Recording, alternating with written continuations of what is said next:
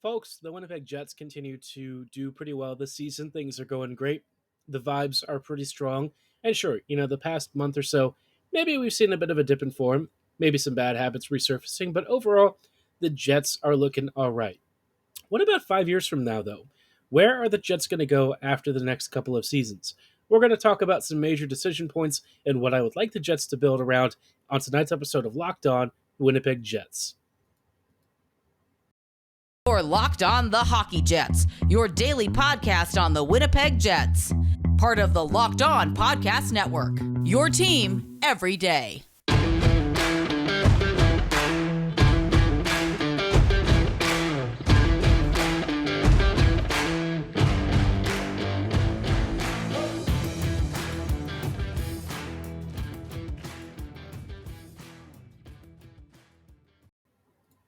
Hello, friends, and welcome to tonight's episode of Locked On Winnipeg Jets, part of the Locked On Podcast Network, your team every day.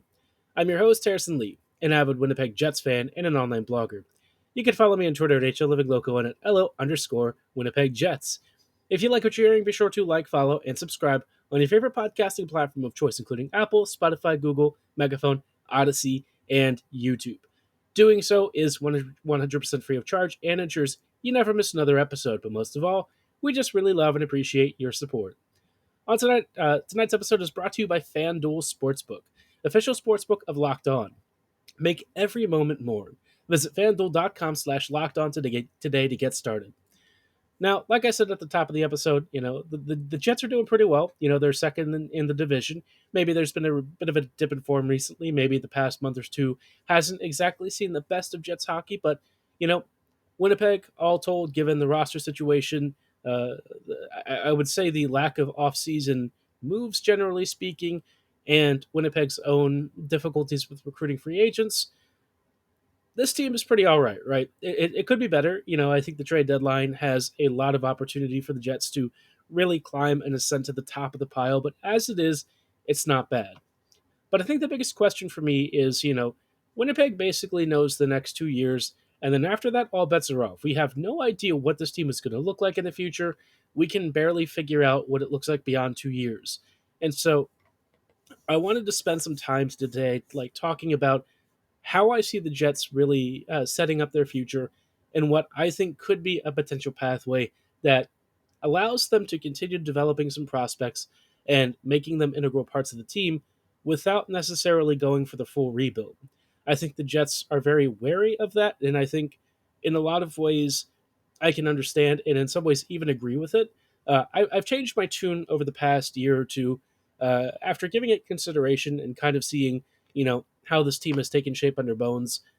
Without Paul Maurice and sort of his influence on the team, the Jets have started to look more like a team that, quite frankly, resembles a competent NHL squad, and it makes me very hesitant to want to tear it down when the foundation has a couple of pieces that I think are really important in the present and will be in the future. And it really starts in net, right? The foundation of this team, everything that stems from it all comes in, net in Connor Hellebuyck. I mean, this guy is the franchise cornerstone. And so in 2 years, when his contract is up, I'm basically giving him a blank checkbook. I know I've said this before. Previously, in other seasons, I thought about it and I was like, we all love Helly, right? But do we really want to bring him back? Can we afford to? And is it something that you want to commit to, right? We've all seen how veteran goalie extensions, even for the best of them, can decline really quickly. But I think with Helly and the numbers that we're seeing with him, the consistent, steady Eddie performances, you're kind of looking at the closest thing to a Lundqvist we've seen since Lundqvist, right? John Gibson, I would also say, has done a lot of very similar things, many, many career years on a team that was extremely poor and kind of masked just how good he was. Hellebuyck is on a stronger franchise, and, continually you're seeing him battling for Vezinas every year. Maybe last year his raw numbers weren't good enough, even though if you actually looked at, the under the hood performance, he was saving about as many goals above expectation as he usually was. So all that to say, he's the guy that you kind of build around. I don't say that often about goalies, but I think in Hellebuyck's case, he is particularly special. And he's not going to be terribly, terribly old, right? He'll be, closer to 30 or maybe just about 30 by the time his current deal expires, and then you want to sign him for like 6 or 7 years, I think that will carry you through 3 to 4 years of what I would say would still be good, performances from Hellebuck. And then, maybe 35, 36, 37, you start to see it tail off. But you basically get him through the remainder of his, like, I wouldn't call them prime years, right? Because prime tends to be on the younger side, but you still get well above average, probably very good at least, to maybe even elite numbers for the next several years of his contract. And after that, I think the team will look totally different, and this won't even be the same core. But I think Hellebuck, for the time being, can still be that rock that the team relies upon and really builds around. Right? We've seen like what a lack of good goaltending this year has been for a lot of teams. It's really been an Achilles heel for teams like Edmonton. Sometimes for the Avs, it can be a bit of a challenge. We've also seen it be a problem for the Capitals. So a lot of these teams that could really use a franchise cornerstone in net, they have good rosters, but the net mining has kind of been one of the few things that maybe hasn't always been ideal. So the Jets have that. They've got that solved, right? And he is, for me, the biggest decision point. And I feel like the only option you have is to say yes, extend him.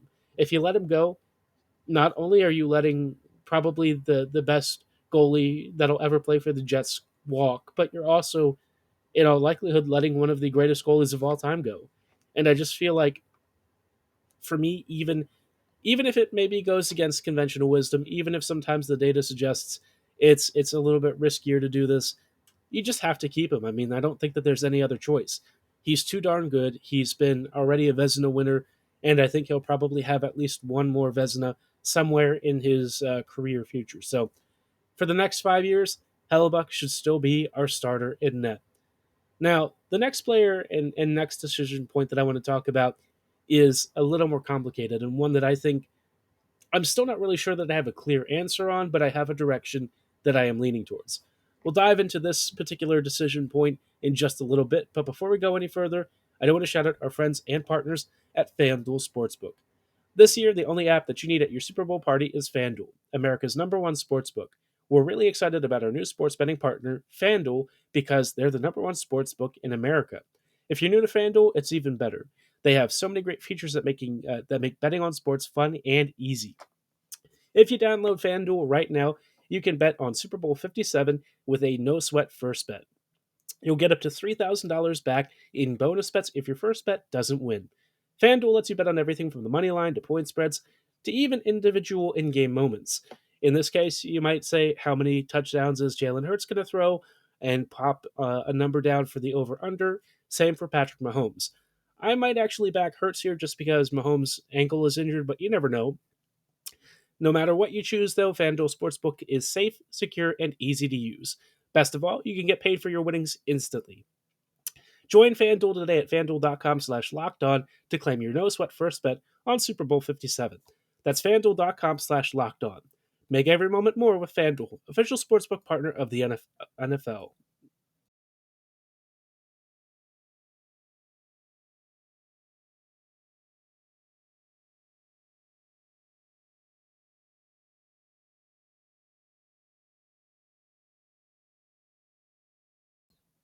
Hello, friends, and welcome back to this episode of Locked On Winnipeg Jets, part of the Locked On Podcast Network, your team every day.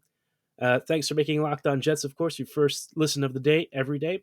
We are continuing our discussion about upcoming decision points for the Winnipeg Jets, how they proceed with the future of this team, and what the next 5 years for this team might look like.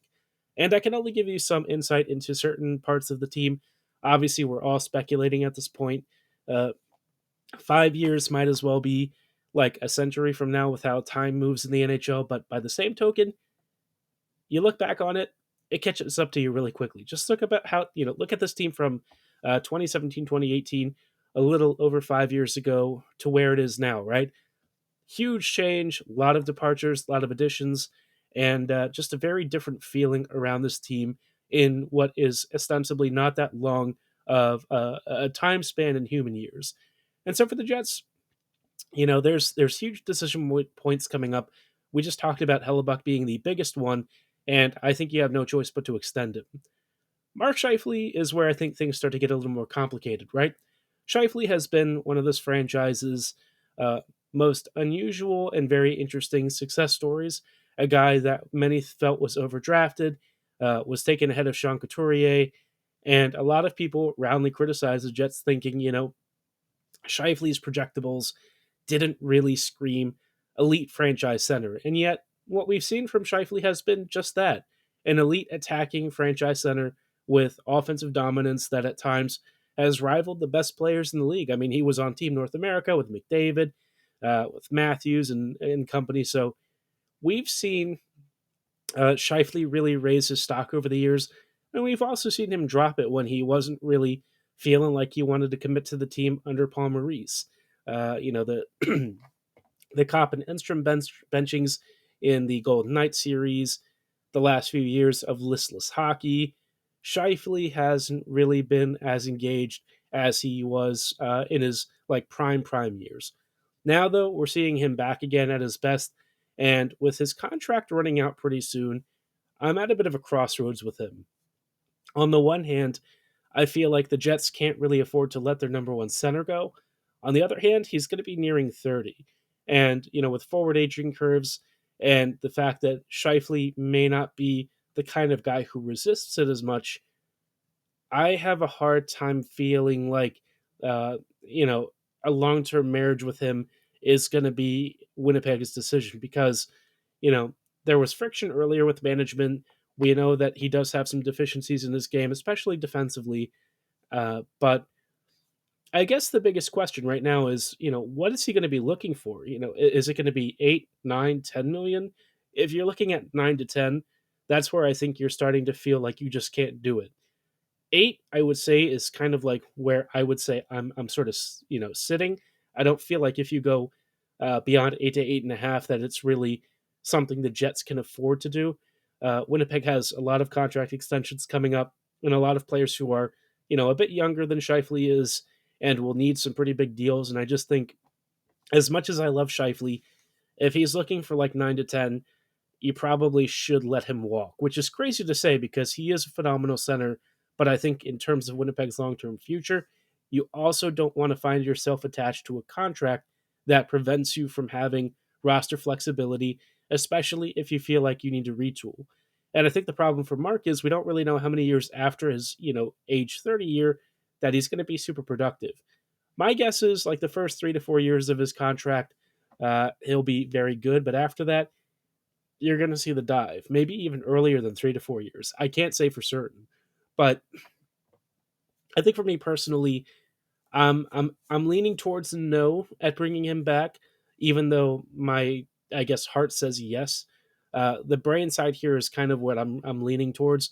This is one that I kind of want to get your feedback on. Let me know if you think the Jets should resign Scheifele, and if you think he should come back. I mean, it's sort of hard to imagine him wearing another jersey, but he's also not the kind of player that, for the Jets, is like one of the biggest franchise cornerstones that you have to build around.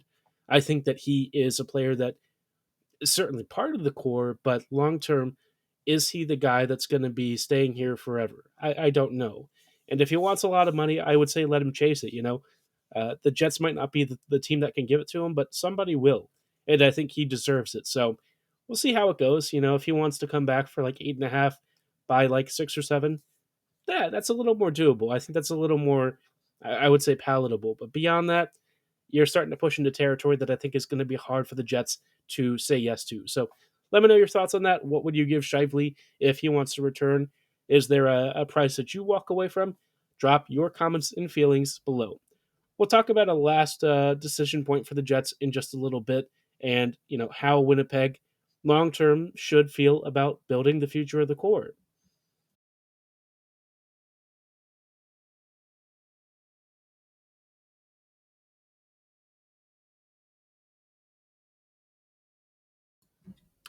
Hello, friends, and welcome back to these closing thoughts on tonight's episode of Locked On Winnipeg Jets, part of the Locked On Podcast Network.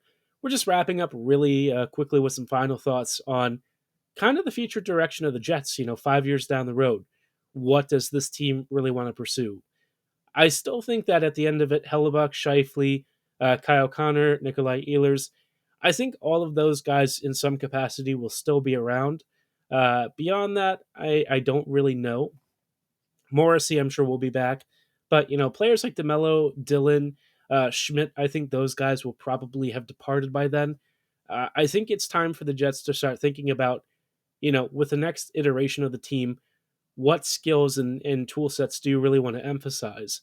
I think for one thing, the Jets definitely need puck mobility on the back end. That's one of the biggest, I would say, Achilles heels that this team has, and we've seen them kind of draft for two-way puck moving ability. Heinola, Chisholm, Gavanki, um, a lot of those guys are really good at transitioning up the ice with the possession, creating offensively, using very gifted edge work to get into more dangerous scoring areas. A lot of those guys actually do score pretty routinely, so there's a lot to like there. Gavanki may be a little more raw than some of the others. Chisholm is also kind of on the raw side, but long term, you can see the fit, right? You see where they slide into it. I think the biggest question for the Jets, though, is if Scheifele and Dubois aren't sticking around, right? We know Dubois is probably leaving after this year. Scheifele may be leaving at the end of his contract. Um, let's just assume they both walk. Well, who's going to play center for this team? I think that's a really big question. Perfetti, we think, might eventually one day become a center, but after that, I think there's a lot of gaps. David Gustafson is somebody that I've really advocated for playing down the middle. I think Dave could be an excellent second line center with the right talent around him, but past that, I don't really know. Chaz Lucius, assuming he doesn't get traded for like Timo Meyer or something, he has played center for the Moose. I'm not sure if that's his best position. I think, for what the center position demands, I don't know if Lucius really translates a lot of what he does at the minor league levels up to the NHL effectively. You got to be more defensively responsible. You've got to occupy certain spaces, be a really gifted playmaker, and you need to do all of that without it taking away from some of your best attributes, which for Chaz is scoring. I mean, the guy is a naturally gifted goal scorer, so you don't want to have him doing stuff that adds elements to his game that force him to slow down and take away from the most effective elements of his offense. And I think that's where the center role is a really big gap for the Jets. Winnipeg doesn't really have a clear number one center lined up right now, especially long term. I mean, you've got some players who might one day play there. Brad Lambert, I mean, at one time, I think they were kind of toying around with the idea of him at center. The Seattle Thunderbirds are currently trying him there. I don't know if it's going to work, long term, but let's assume that at least, one of these guys could step up, whether it's Gustafson or Lambert or Lucius. That still leaves a lot of roster holes down the middle. And I think the Jets are going to have to draft one. I mean, unless they trade for a center from somewhere, I just don't really see how they acquire one unless they overspend in free agency. And I think I would avoid that route because the quality of centers that you're probably buying are like not going to be the sort that I think the Jets can really build around. Scheifele is kind of in that weird spot of being at the age where if you let him go, it's going to be a huge problem because there's no way for the Jets to refill that void. But if you keep him, that the decline might hit a lot sooner than you'd like. So, yeah, center depth for the Jets is a real problem. Wing depth, I think the Jets are doing a little bit better in terms of like their drafted prospects, Shiprikov, Reshevsky, and a handful of others. But in terms of like high end elite scoring talent, you're starting to see that after Lambert and Lucius, it definitely declines quickly, and it does make you wonder how will Winnipeg fill those spots once players like Ehlers, Connor, and the others start to age out? So there's a real clear point at which probably by year 5 down the road, the Jets are thinking about the rebuild. And I think it could even hit earlier if players start to age out and start to get injured a lot more frequently. The Jets are definitely in a very tenuous position, and it's why I was saying on a previous episode that the Jets really have to make the most of these next 2 seasons. I think Winnipeg can, in the future, build for speed and skill. I think the Jets are already trending in that direction, but, whether they actually draft enough players to sort of swap out those spots and prepare this team for the future, it's going to be a tight one. I think Winnipeg usually finishes kind of middle of the pack. They get middle of the pack draft picks. It's rare that we win the lotto. We've only won it, a handful of times, really. And so the Jets have to really show us what they can do, really show us that they are committed to the future and that their scouting staff is up to snuff, because the big R word rebuild, it's coming sooner than I think any of us want to admit. So let's hope that the Jets, at least in the meantime, try and win a cup. I'm hoping for a big victory this year, especially under Rick Bonus's first year. That'd be a pretty darn good story, and one that I want to see to the end of its chapters. So let me know what you think of the Jets' future. Let me know where you think the Jets are going to be, 5 years down the road. How do you feel about the roster with the prospects that we've got? Who do you want them to draft? Who do you think could change this franchise's trajectory? Let me know in the comments below or at my social medias at HLivingLoco and at @LO_Winnipeg Jets. For tonight's episode, though, that is going to be all the time that we have. Thank you so much for making Locked On Jets your first listen of the day every day. Be sure to like, follow, and subscribe. And as always, thanks again for listening. Have a great night, and go Jets go.